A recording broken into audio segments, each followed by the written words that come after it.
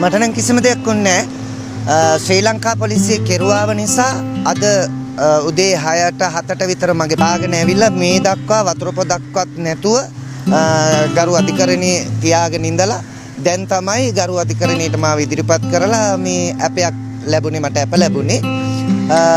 මම හිතන්නේ මේ හැම කෙනෙක්ම දන්නවලු මේ රටේම ජනතාව දන්නවා මේ වෙනකොට මොකද්ද සිද්ධිය කියන්නේ.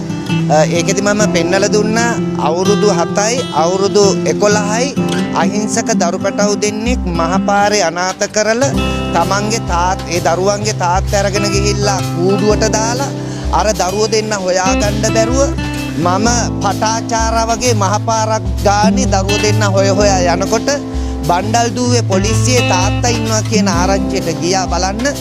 යනකොට බණ්ඩල්දුවේ පොලිසියේ නිලධාරිය ඇහුවේ මට ජාතක දරුවෝද උඹ හොයන්නේ ඇයි කියලා.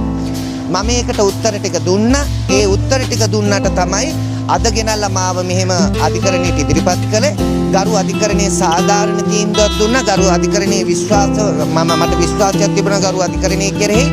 ඒ විශ්වාසය ඒ විදිහටම මට ලැබුණා. ඉතින් ඒ ඉඳන් මම ගෞරවයෙන් මගේ ස්තුතිය මම ගරු අධිකරණයට පුද කරනවා.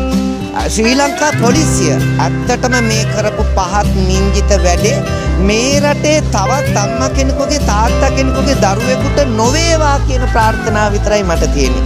මගේ දරුවෝ නෙවෙයි රටේ දරුවන්ට මෙහෙම අපරාධ කරන්න එපා කියන එක විතරයි මගේ තියෙන්නේ.